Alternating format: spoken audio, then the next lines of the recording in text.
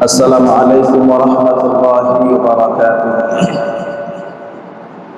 الحمد لله الرحمن الذي علم القرآن وخلق الإنسان وعلمه البيان ودعا إلى سبيله بالحكمة الموعظة الحسنة والبرهان، ونشهد أن لا إله إلا الله وحده لا شريك له، ونشهد أن سيدنا وسندنا وحبيبنا ومولانا محمدا عبده ورسوله، أرسله الله تعالى بالحق بشيرا ونذيرا وداعيا إلى الله تعالى بإذنه وسراجا وقمرا منيرا. أما بعد فأعوذ بالله من الشيطان الرجيم. بسم الله الرحمن الرحيم. ومن آياته أن خلق لكم من أنفسكم أزواجا لتسكنوا إليها وجعل بينكم مودة ورحمة، إن في ذلك لآيات لقوم يتفكرون. صدق الله المولانا العظيم. اللهم صل على محمد وعلى آل محمد كما صليت على إبراهيم وعلى آل إبراهيم إنك حميد مجيد. اللهم بارك على محمد وعلى آل محمد كما باركت على إبراهيم وعلى آل إبراهيم إنك حميد مجيد. মুআজ্জাজ মুহতারাম মুসল্লিয়ান ইকরাম, আল্লাহ জাল্লা শানুহুর দরবারে লাখো কোটি শুকরিয়া যে আল্লাহ তাআলা আমাদেরকে পবিত্র দিনে জান্নাতের বাগানে আসার এবং বসার তৌফিক দান করলেন। এজন্য সকলেই অন্তরের অন্তঃস্থল থেকে কালিমাতুশ শুকর আদায় করি, বলি আলহামদুলিল্লাহ।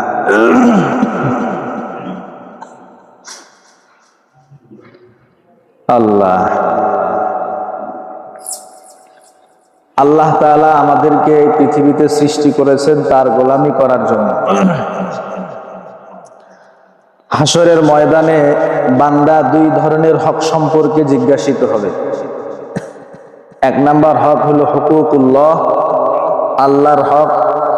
দুই নাম্বার হলো হুকুকুল ইবাদ, বান্দার হক। আল্লাহর হক সম্পর্কে আল্লাহ যদি চান তো মাফ করে দিতে পারেন, কিন্তু বান্দার হক সম্পর্কে আল্লাহ মাফ করবেন না যতক্ষণ না বান্দা মাফ করবে। বান্দা মাফ করার আগ পর্যন্ত আল্লাহ ওই বান্দাকে মাফ করবে না। এজন্য বান্দার হক খুব জটিল, খুব মারাত্মক। হাসরের ময়দানে কিছু মানুষ আছে যারা নেকির পাহাড় নিয়ে আল্লাহর কাছে দাঁড়াবে, কিন্তু এই মানুষটা বান্দার হক নষ্ট করার কারণে সর্বশেষ দেখা যাবে তার নেক সব শেষ হয়ে যাবে। শেষ হওয়ার পরে যার হক নষ্ট করা হয়েছে ওই বান্দার গুনাহ তার ঘাড়ে দেওয়া হবে এবং সর্বশেষ তাকে জাহান্নামে নিক্ষেপ করা হবে। আন আবি হুরায়রা রাদিয়াল্লাহু তাআলা আনহু قال, আল্লাহর রাসূলের সাহাবী আবু হুরায়রা রাদিয়াল্লাহু তাআলা আনহুর বর্ণনা, তিনি বলেন আল্লাহর রাসূল সাল্লাল্লাহু আলাইহি ওয়াসাল্লাম আমাদেরকে বললেন, আতাদুরুনা মানিল মুফলিস।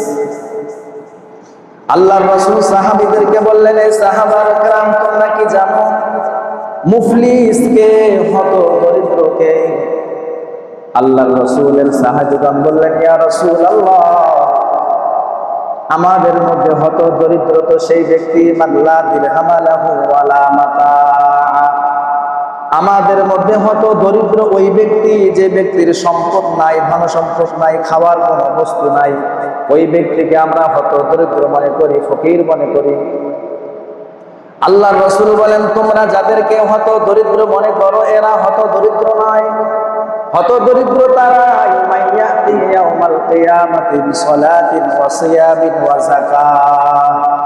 হাসরের ময়দানে যারা অনেক নামাজ নিয়ে উপস্থিত হবে, অনেক রোজা নিয়ে উপস্থিত হবে, অনেক সদকা নিয়ে যাকাত নিয়ে উপস্থিত হবে, নামাজ নিয়ে উপস্থিত হবে, রোজা নিয়ে উপস্থিত হবে, দান সদকা নিয়ে উপস্থিত হবে, অনেক নেক আমল নিয়ে আল্লাহর দরবারে উপস্থিত হবে। ওয়ায়াতি ওয়া ক্বাদ শাতামা হাদা ওয়া ক্বাযাফা হাদা।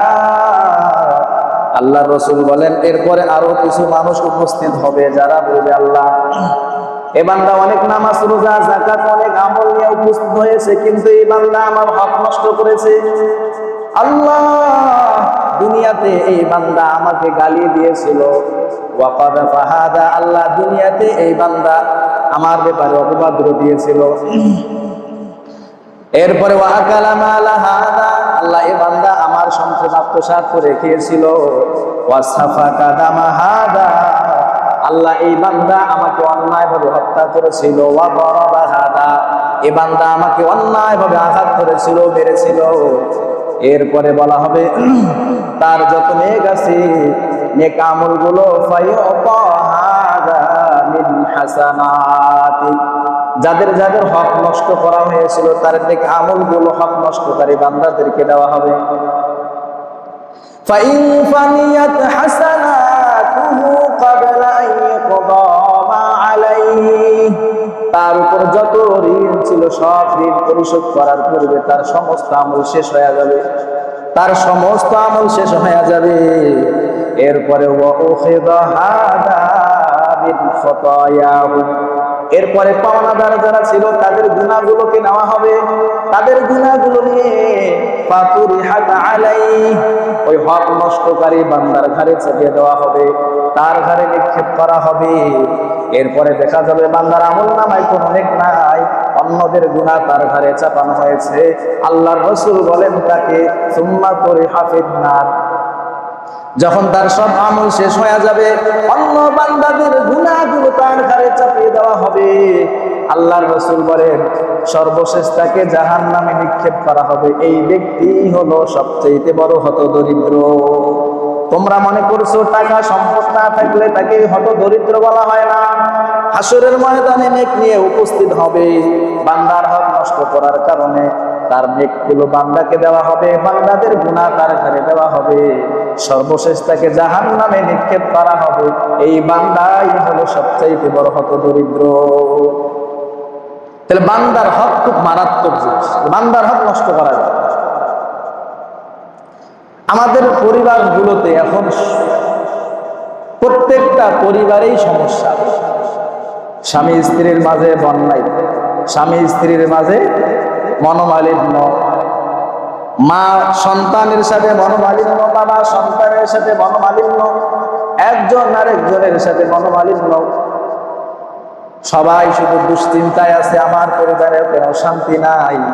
শান্তি না থাকার মূল কারণ হলো একজন আরেকজনের হক আদায় না করা। স্বামী যদি স্ত্রীর হক আদায় করে, স্ত্রী যদি স্বামীর হক আদায় করে, স্বামী স্ত্রীর মধ্যে মহব্বত থাকবে, বিশৃঙ্খলা থাকবে না। স্বামী স্ত্রীর হক আদায় করে না, স্ত্রী স্বামীর হক আদায় করে না, যার কারণে স্বামী স্ত্রীর মাঝে বন্যায় মিলামেশা নাই, ভালোবাসার মহব্বত নাই। যদি পরস্পরের নিজেরা একে অপরের হক আদায় করতো তাহলে স্বামী স্ত্রীর মধ্যে মহব্বত থাকতো, ঝগড়া ফাসাদ থাকতো না। এখন স্ত্রীর হক কি, স্বামীর হক কি, এটা তো আমরা জানি না, মানবো তো দূরের কথা। স্ত্রীর হক কি জানি না, মানার তো প্রশ্নই আসে না। স্বামীর হক কি স্ত্রী জানে না, মানার প্রশ্নই আসে না। যদি পরস্পরের হকগুলো জানতো এবং মানতো তাহলে পরিবারের মধ্যে স্বামী স্ত্রীর মধ্যে মহব্বত থাকতো, বিশৃঙ্খলা আর ফাসাদ থাকতো না। স্বামী যারা আছে এরা স্ত্রীর হক জানে না, মানবে তো দূরের কথা, মানেই না। না জানলে মানবে কিভাবে, জানলে না মানবে। এজন্য আমাদের এই সমস্ত বিষয়গুলো, স্ত্রীর হক কি, স্বামীর হক কি, এগুলো জানা দরকার। একজন পুরুষের জন্য স্ত্রীর হক অনেকগুলো, এর মধ্যে 12টা হক আমি আপনাদের সামনে বলব। স্ত্রীর হক হলো 12টা। মৌলিকভাবে স্ত্রীর হক কয়টা? 12টা। কোন পুরুষ যদি এই মৌলিক 12টা হক আদায় করে, তাহলে স্বামী স্ত্রীর মহাব্বত থাকবে, মিল থাকবে, ঝগড়া ফাসাদ থাকবে। 1 নাম্বার স্ত্রীর হক হলো স্ত্রীর সাথে ভালো আচরণ করা, স্ত্রীর সাথে সৎভাবে বসবাস করা। আল্লাহ রাব্বুল আলামিন বলেন, ওয়াশিরুহুন্না বিল মারুফ। আল্লাহ বলেন, এই দুনিয়ার স্বামী যারা আছো তোমাদেরকে আমি বলছি, তোমরা স্ত্রীদের সাথে ভালোভাবে সৎভাবে বসবাস করো, স্ত্রীদের সাথে ভালো আচরণ করো। অনেক সময় দেখা যায় অনেক মানুষ স্ত্রীদের কোনো একটা গুণ পছন্দ করে না। বিয়ে করছে, বিয়ে করার পর স্ত্রীর এই কাজ আমার কাছে ভালো লাগে না, স্ত্রী সুন্দর না, স্ত্রীকে ভালো লাগে না, স্ত্রীর এই গুণটা খারাপ, স্ত্রীকে ভালো লাগে না। আল্লাহ বলেন, ওই স্ত্রীর সাথে ভালো ব্যবহার করবা, সৎভাবে ওই স্ত্রীর সাথে বসবাস করবা। ফাইন কারিহতুমুহুন্না ফাআসা আন তাকরাহু শাইআন ওয়া ইয়াজআলাল্লাহু ফীহি খায়রান কাসীরা। যদি দেখো বিয়ে করার পর স্ত্রীর কোনো একটা গুণ তোমার কাছে ভালো লাগছে না, অপছন্দ লাগে, অপছন্দ মনে হয়, আল্লাহ বলেন, ফাআসা আন তাকরাহু শাইআন, হতে পারে তুমি যেই গুণটা, স্ত্রীর যেই গুণটাকে তুমি অপছন্দ করছো, হতে পারে আল্লাহ এই গুণের মধ্যে তোমার জন্য কল্যাণ রাখবে। অনেক স্ত্রী সুন্দর কিন্তু স্বামীর হক আদায় করে না, স্বামীর সাথে বেয়াদবি করে, স্বামীর কথা শুনতে চায় না। আবার অনেক স্ত্রী অসুন্দর কিন্তু স্বামীর সাথে ভালো আচরণ করে, স্বামীর হক আদায় করে, স্বামীর কথা শুনে। স্ত্রী কালো হইলে কি হবে, কিন্তু তার আচরণ ভালো। আবার অনেক স্ত্রী আছে সুন্দর কিন্তু তার আচরণ ভালো না, স্বামীর আদেশ পালন করে না। তাহলে বলেন এই সৌন্দর্য দিয়ে লাভ আছে? যে স্ত্রী স্বামীর কথা শুনে না, স্বামী ডাকলে পরে আসে না, এই সুন্দরী স্ত্রী দিয়ে কোনো লাভ আছে? নাই। আবার স্ত্রী কালো অসুন্দর কিন্তু স্ত্রী স্বামীর হক আদায় করে, স্বামীর কথা মেনে চলে, এই স্ত্রী ভালো। এজন্যই আল্লাহ বলে দিলেন, স্ত্রীর কোন একটা গুণ যদি তোমার কাছে অপছন্দনীয় মনে হয়, হতে পারে আল্লাহ তাআলা ওই গুণের মধ্যে তোমার জন্য অনেক কল্যাণ রাখতে পারে। এজন্য স্ত্রী যতই অসুন্দর হোক না কেন, খারাপ আচরণ, খারাপ গুণাবলীও যদি থাকে, স্ত্রীর সাথে ভালো আচরণ করতে হবে। এটা স্ত্রীর 1 নাম্বার হক। ক্বালা রাসূলুল্লাহ সাল্লাল্লাহু আলাইহি ওয়াসাল্লাম, আল্লাহর নবী বলেন, খায়রুকুম লিআহলিহি। আল্লাহ বলেন, তোমাদের মধ্যে শ্রেষ্ঠ স্বামী হলো তারাই, তোমাদের মধ্যে শ্রেষ্ঠ স্বামী হলো তারাই যারা তার স্ত্রীর কাছে ভালো। ওয়া আনা খায়রুকুম লিআহলি, আমি তোমাদের মধ্যে শ্রেষ্ঠ স্বামী, কারণ আমি আমার স্ত্রীর কাছে ভালো। তোমাদের মধ্যে শ্রেষ্ঠ তারাই যারা তার স্ত্রীর কাছে ভালো, আমি তোমাদের মধ্যে শ্রেষ্ঠ কারণ আমি আমার স্ত্রীর কাছে ভালো। আমার স্ত্রীরা সবাই আমাকে ভালো মনে করে, ভালো স্বামী। আমাদের রাসূল এমন একজন নবী, এমন একজন রাসূল, যদি আল্লাহর রাসূলকে রাষ্ট্রনায়কের দায়িত্বে বসান, তাহলে দেখতে পাবেন আমার রাসূল পৃথিবীর শ্রেষ্ঠ রাষ্ট্রনায়ক। আমার রাসূলকে যদি আপনি স্বামীর আসনে বসান, তাহলে দেখতে পাবেন আমার রাসূল পৃথিবীর সবচাইতে শ্রেষ্ঠ স্বামী। যেই আসনেই বসান না কেন, আমার রাসূল হলো শ্রেষ্ঠ। যেখানেই বসান আমার রাসূল শ্রেষ্ঠ। স্বামীর দিক দিয়েও শ্রেষ্ঠ, রাষ্ট্রনায়কের দিক দিয়ে শ্রেষ্ঠ, সব দিক দিয়ে শ্রেষ্ঠ, সমাজসেবকতার দিক দিয়ে শ্রেষ্ঠ, সব দিক দিয়ে আমার রাসূল শ্রেষ্ঠ। তো আমার রাসূল স্বামীর দিক দিয়েও শ্রেষ্ঠ, কারণ আল্লাহর রাসূল স্ত্রীদের থেকে এটা পেয়েছে। প্রত্যেকটা স্ত্রী এই কথা বলতে বাধ্য হয়েছে, আমার স্বামী পৃথিবীর শ্রেষ্ঠ স্বামী। সুবহানাল্লাহ। এজন্য স্ত্রীর 1 নাম্বার হক হইল স্ত্রীর সাথে ভালো আচরণ করা, স্ত্রীর সাথে সৎভাবে বসবাস করা। স্ত্রীর 2 নাম্বার হক স্ত্রীকে দ্বীনী শিক্ষা দেওয়া, ইবাদতের ব্যাপারে উৎসাহিত করা। এখন দ্বীনী শিক্ষা কে দিবে? স্বামী দিবে। স্বামী তো দিন বুঝে না, দিন জানে না, স্ত্রীকে কি শিক্ষা দিবে? এজন্য আল্লাহ তাআলা সূরা তাহরিমে বলেন, ইয়া আইয়ুহাল্লাযীনা আমানু কু আনফুসাকুম ওয়া আহলিকুম নারা। আল্লাহ তাআলা বলেন, হে ঈমানদারগণ, তোমরা নিজেরা জাহান্নামের আগুন থেকে বাঁচো, পরিবার বর্গকে, স্ত্রী সন্তানদেরকে জাহান্নামের আগুন থেকে বাঁচাও। ওয়াকুদুহান নাস ওয়াল হিজারা, যে জাহান্নামের আগুনের জ্বালানি হবে পাথর এবং মানুষ। ওয়াল মালাইকাতু গিলাযুন শিদাদুন লা ইয়াসুনাল্লাহ মা আমারাহুম ওয়া ইয়াফআলুনা মা ইউমারুন।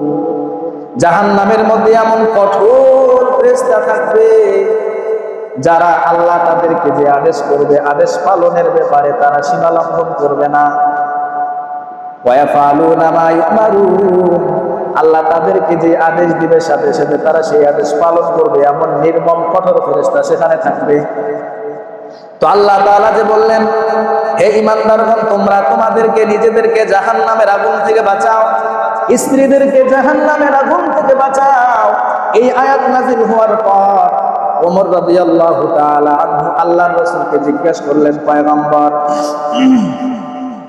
নিজেকে জাহান্নামের আগুন থেকে বাঁচাবো বুঝতে পারলাম, কিন্তু সন্তানাদি স্ত্রীকে জাহান্নামের আগুন থেকে কেমনে বাঁচাবো? আল্লাহর রাসূল বলে দিলেন, স্ত্রী সন্তানদেরকে জাহান্নামের আগুন থেকে বাঁচাইবা কেমনে?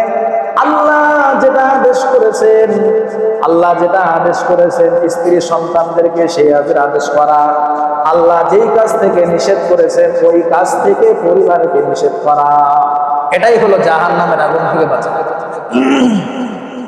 আল্লাহ যেটা আদেশ করেছেন স্ত্রীকে সন্তানকে সেই আদেশ করা, আল্লাহ যেটা থেকে নিষেধ করেছেন সেটা থেকে সন্তান স্ত্রীকে নিষেধ করা। তো স্ত্রীকে সন্তানদেরকে দ্বীনি শিক্ষা দেওয়া, স্ত্রীকে দ্বীন শিক্ষা দেওয়া দায়িত্ব কার? স্বামীর। স্ত্রী নামাজ পড়তে জানে না, কোরআন তেলাওয়াত করতে জানে না, শিক্ষা দিবে কে? স্বামী। এটা স্বামীর দায়িত্ব। স্বামী, তুমি স্ত্রীকে কোরআন শিক্ষা দিবা, নামাজ শিক্ষা দিবা, ইবাদতের ব্যাপারে উৎসাহিত করবা। আল্লাহর রাসূল সাল্লাল্লাহু আলাইহি ওয়াসাল্লাম বলেন, রাহিমাল্লাহু রাজুলান কামা মিনাল লাইল ফাসাল্লা। আল্লাহর রাসূল বলেন, আল্লাহ তাআলা ওই পুরুষের উপর রহম করুন। আল্লাহ যেন আমাদের প্রত্যেকটা পুরুষের উপর রহম করে, সকলে বলেন আমিন।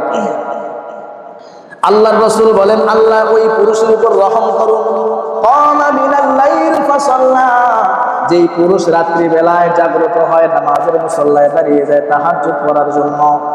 ওয়া আইকাযা ইমরাতা, সে নিজে জাগ্রত হয়ে নামাজ শুরু করেছে, স্ত্রী পাশে শুয়ে আছে, স্ত্রীকে জাগ্রত করে, স্ত্রী উঠো তাহাজ্জুদ পড়ো।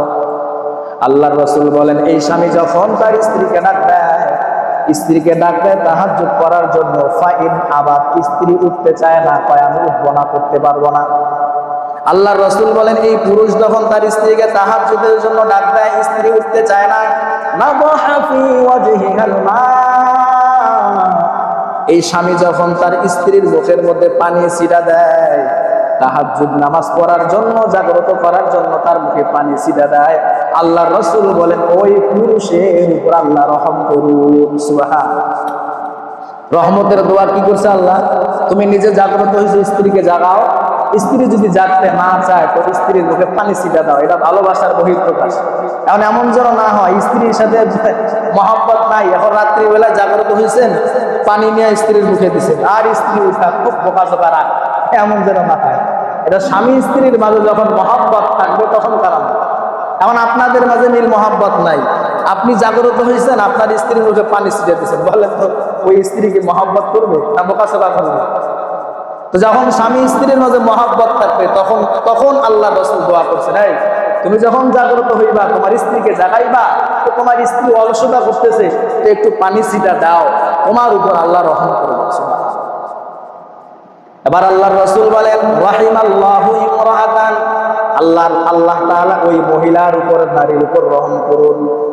কামাত মিনাল লাইল ফাসাল্লাত, যেই মহিলা তাহাজ্জুদের নামাজ পড়ার জন্য দাঁড়ায়, ঘুম থেকে জাগ্রত হয়, ওয়া আইকাযাত যাওজাহা, নিজে জাগ্রত হয়, স্বামীকে জাগ্রত করায়, স্বামী উঠে নামাজ পড়েন, তাহাজ্জুদ করেন, স্বামী উঠতে চায় না, ফাইন নাবা, স্বামী কয় না আমি উঠতে পারবো না, ঘুম ধরছে, অলসতা, ঘুম এখন খুব প্রচন্ড ঘুম চোখে, এখন আমি উঠতে পারবো না। স্ত্রী কি করছে? কিছু পানি নিয়ে, না দাহাত ফি ওয়াজহিল মা, স্বামীর মুখের মধ্যে সিটা দিয়েছে। আল্লাহর রাসূল বলেন এই মহিলা যে জাগ্রত হইয়া তাহাজ্জুদ কইরা স্বামীকে জাগ্রত করলো তাহাজ্জুদের জন্য, মুখের মধ্যে পানি ছিটা দিল, এই মহিলার উপরও আল্লাহ রহম করুন। সুবহানাল্লাহ। তাহলে যেই পুরুষ নিজে তাহাজ্জুদ করবে, স্ত্রীকে তাহাজ্জুদের জন্য জাগাবে, স্ত্রী উঠতে চায় না, মুখে পানি ছিটা দেয়, ওই স্বামীর উপর যেমন আল্লাহ রহম করেন, যে স্ত্রী স্বামীকে তাহাজ্জুদের জন্য জাগায়, মুখে পানি ছিটা দেয়, এই স্বামী এই স্ত্রীর উপর রহম করেন কে? আল্লাহ। তেমন ফরজ নামাজেই পড়ি না, তাহাজ্জুদের দূরে বসে, ফরজ নামাজেই তো পড়ি না, আর তাহাজ্জুদের সময় নিজেই কেমনে উঠবো আর স্ত্রীকে কেমনে জাগাবো?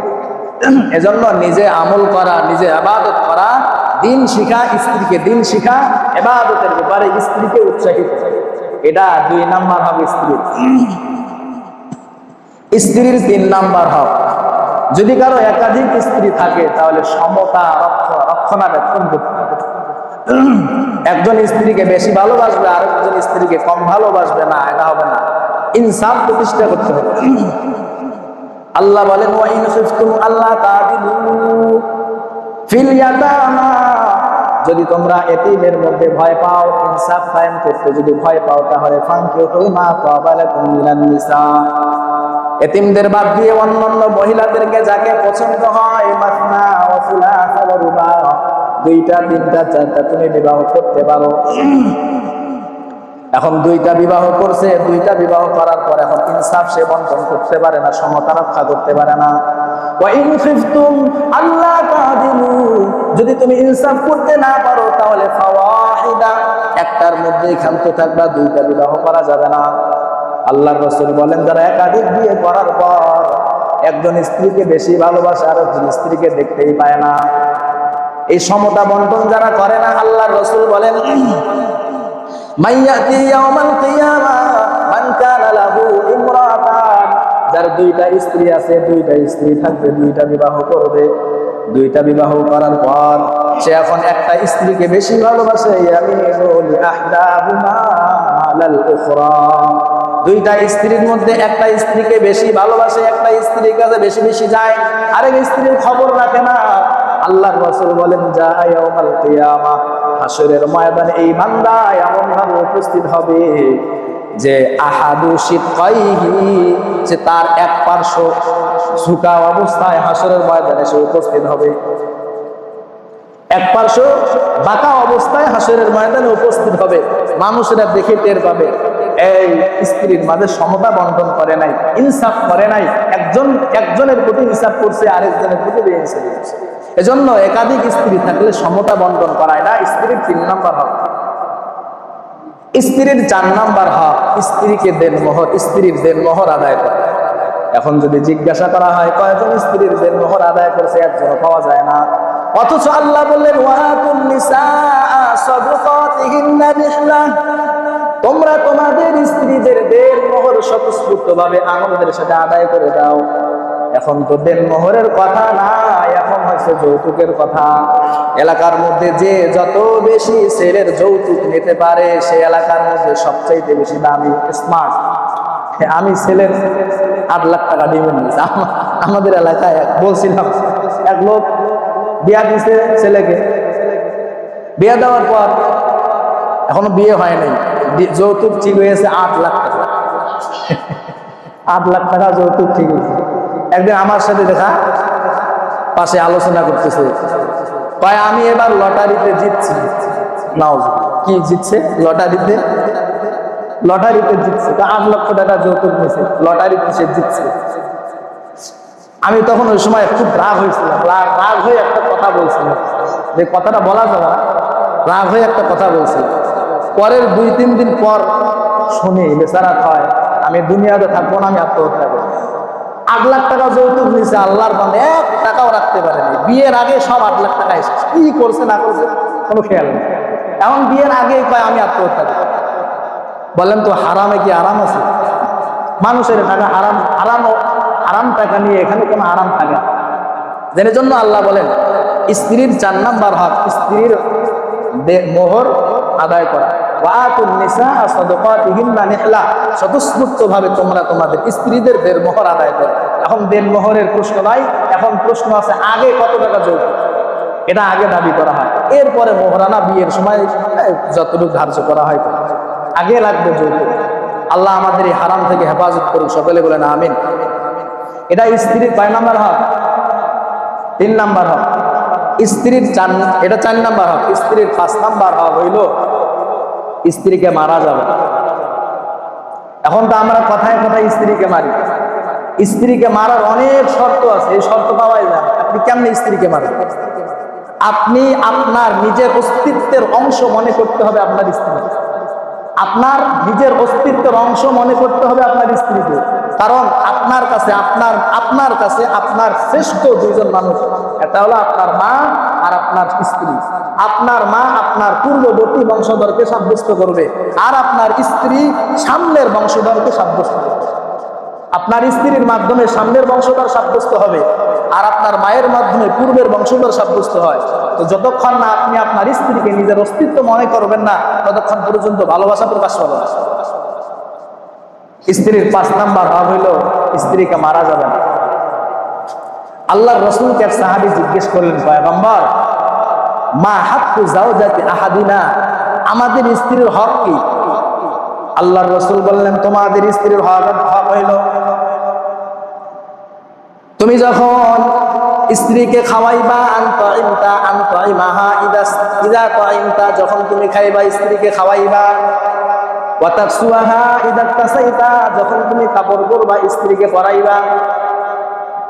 সাবধান, ওয়ালা তাদরিবিল ওয়াজহা, স্ত্রীকে প্রহার করবা না, স্ত্রীর মুখে আঘাত করবা না, ওয়ালা তুকাব্বিহ, স্ত্রীকে গালিগালাজ করবা না, বকাচকা করবা না, ওয়ালা তাহজুর ইল্লা ফিল বাইত, স্ত্রী থেকে পৃথক থাকবা না। কি বললেন? তুমি যেটা খাইবা স্ত্রীকে খাওয়াইবা, যেটা করবা স্ত্রীকে পরাইবা। সাবধান, স্ত্রীর চেহারায় আঘাত করবা না, স্ত্রীকে গালিগালাজ করবা না, স্ত্রী থেকে আলাদা থাকবা। আর আমাদের সমাজে স্ত্রী থেকে আলাদা থাকে অনেক মানুষ, স্ত্রীকে প্রহার করে, সাধারণ কাজের কারণে স্ত্রীকে মারে। তরকারি তো লবণ হয় নাই, মারা শুরু, একে এদিক সেদিক করছে, মারা শুরু। কি দরকার আছে? স্ত্রীকে মারার হুকুম দিয়েছেন আল্লাহ? কি বলেন? স্ত্রীকে মারার আদেশ করেছেন আল্লাহ? স্ত্রীকে মারা যায় বলছে, তা আপনি কেন মারলেন?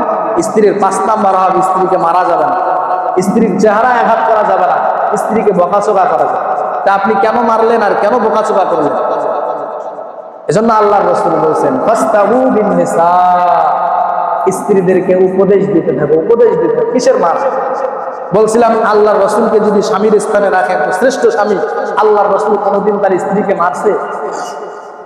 এমন নজির আছে? স্ত্রীকে মারে নাই। তা আপনি আমি স্ত্রীদেরকে কেন মারি? স্ত্রীর স্বামীরও হক সামনে আসতেছে, কিন্তু স্ত্রীর 5 নাম্বার হক, স্ত্রীকে মারা যাবে। স্ত্রীর 6 নাম্বার হক হইল, স্ত্রীর জন্য স্ত্রী যদি বাড়ির বাহিরে যেতে চায় কোনো কারণবশত, যদি ফিতনার আশঙ্কা থাকে, ফিতনা হওয়ার আশঙ্কা না থাকে, তাহলে স্ত্রীকে বাহিরে যাওয়ার অনুমতি দেওয়া। কেমনে?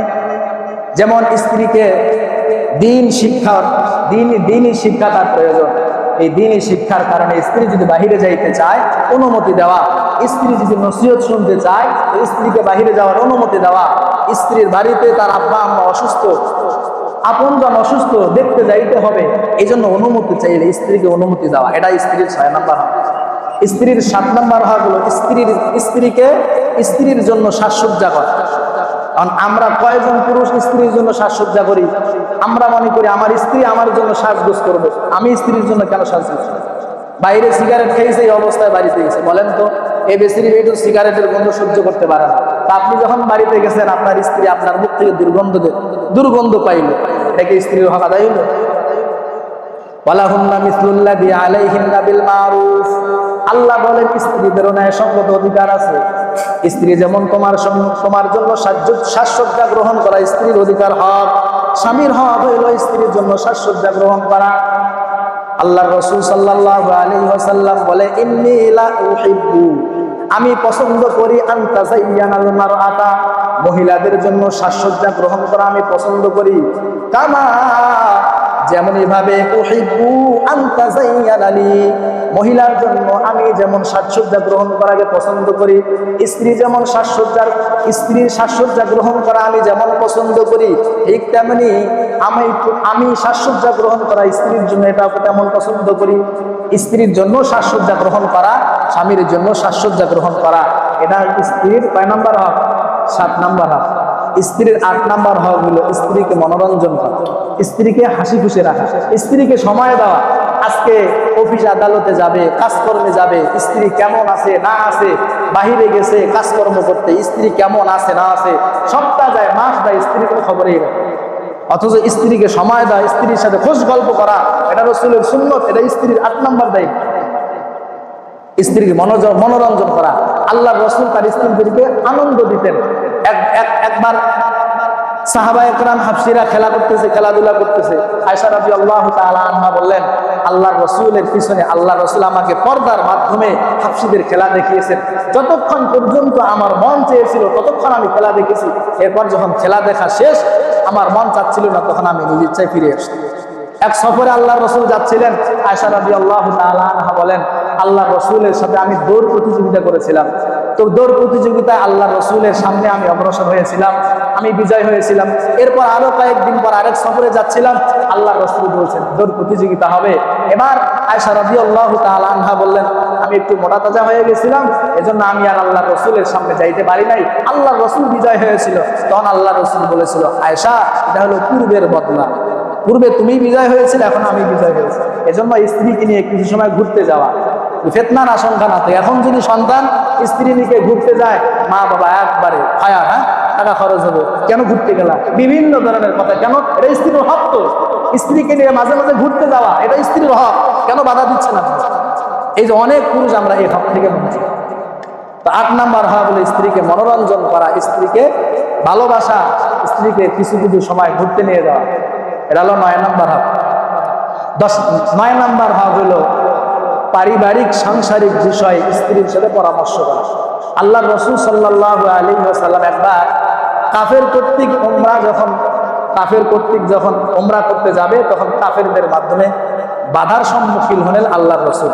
তখন আল্লাহর রাসূল সাহাবীদেরকে বললেন, তোমরা নহর করো, কুরবানি করো, হলক করো, এখান থেকে ফিরে যাইতে হবে।